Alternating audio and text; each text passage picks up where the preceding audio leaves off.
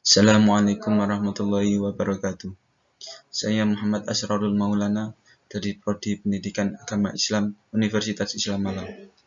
Dalam video kali ini saya akan membahas mengenai ketentuan-ketentuan puasa, yang dimana nantinya akan mencakup materi-materi tentang apa itu yang dimaksud dengan puasa, kemudian syarat wajib dan syarat sah puasa, rukun puasa, sunnah-sunnah puasa, hal-hal yang membatalkan puasa, kemudian hal yang dimakruhkan ketika berpuasa,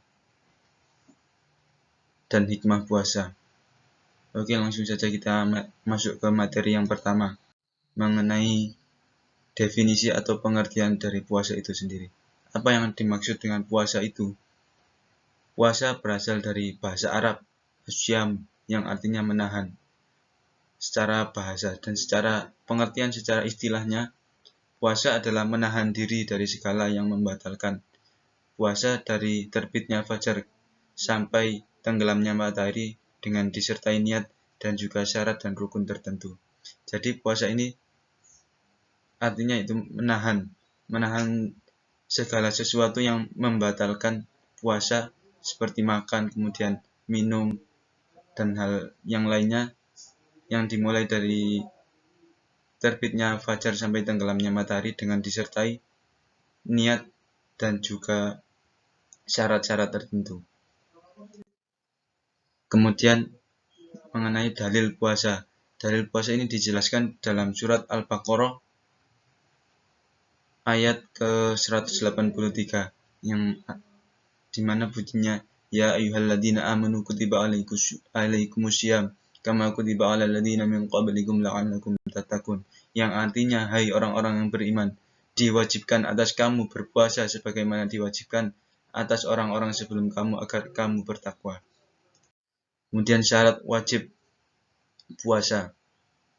Syarat wajib yaitu syarat-syarat yang mewajibkan seorang tersebut menjadi wajib untuk melakukan puasa. Yang pertama, Islam, kemudian baligh, kemudian berakal, jadi tidak gila, kemudian mampu, yang dimana artinya mampu yaitu mampu mengerjakan puasa tersebut, menahan makan dan minum mulai terbitnya fajar sampai tenggelamnya matahari, atau mulai subuh sampai maghrib. Kemudian suci dari hadas besar. Hadas besar berupa haid atau nifas bagi perempuan, dan bagi laki-laki hadas besar.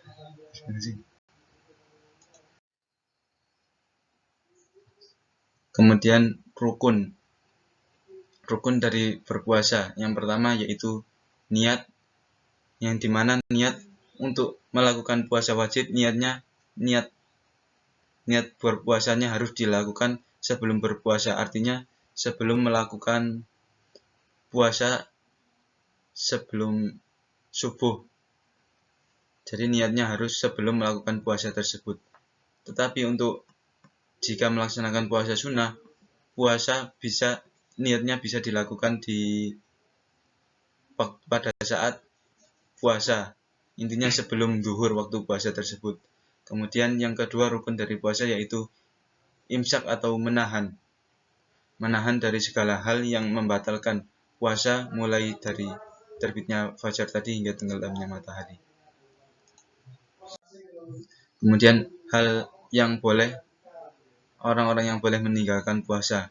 Yang pertama, orang sakit. Tetapi jika orang tersebut sudah sembuh, harus mengqadha sesuai dengan hari yang ditinggalkan pada saat di bulan Ramadan atau pada saat puasa wajib tersebut.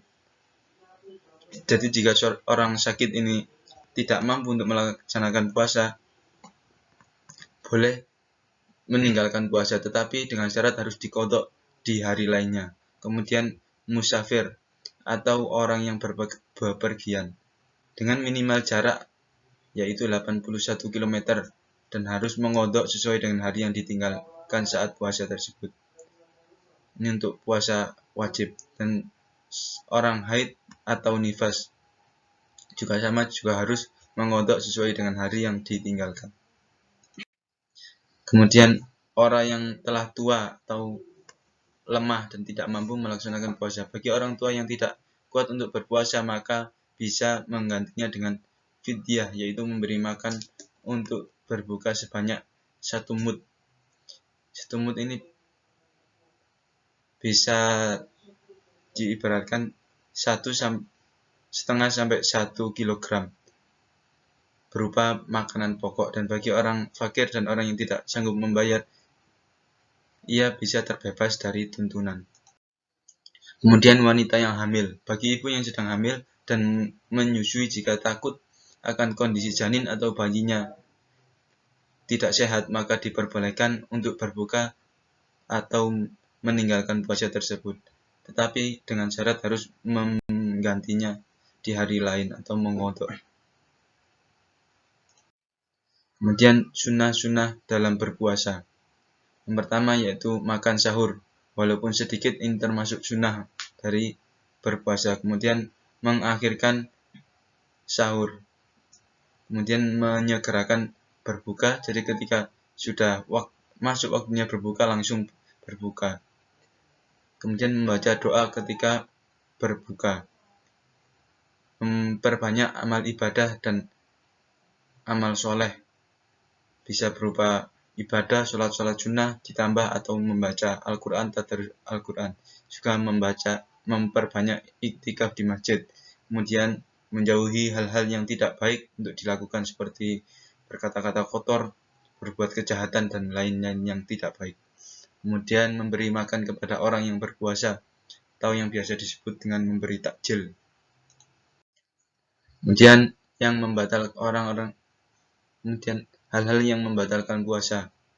Yang pertama yaitu makan dan minum dengan disengaja. Kemudian muntah dengan sengaja, haid atau nifas untuk perempuan. Kemudian berjima atau bersetubuh pada siang hari, atau bersetubuh pada waktu berpuasa.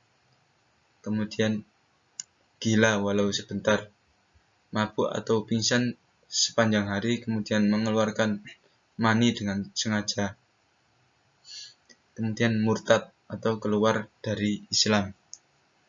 Kemudian memasukkan sesuatu ke rongga tubuh dan kepala, yang artinya memasukkan sesuatu, barang atau apapun, dari lubang 9 di tubuh. Kemudian menyuntikkan sesuatu ke 2 lubang.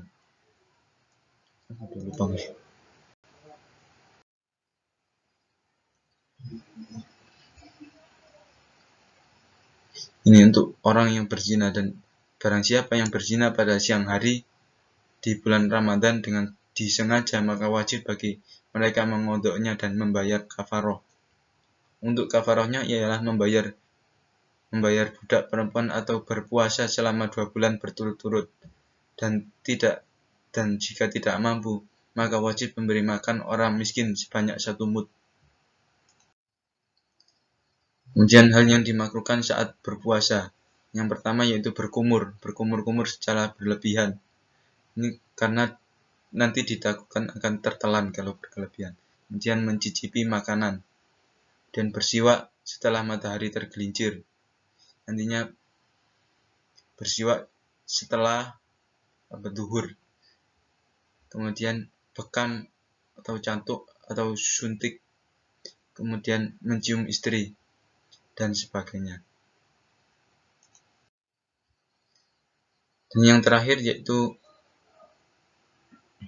mengenai hikmah berpuasa. Yang pertama yaitu sebagai sarana untuk menyucikan jiwa, kemudian memperkuat keinginan, kemudian membersihkan hati dan menerangi pikiran, kemudian mendidik jiwa supaya berperangai luhur, mendidik jiwa menjadi penyabar dan tahan uji, kemudian mendidik jiwa agar bisa dan dapat mengontrol diri, mendidik jiwa agar dapat memegang amanah sebaik-baiknya, memupuk kepedulian sosial, menjaga, memperbaiki, dan menambah kesehatan tubuh.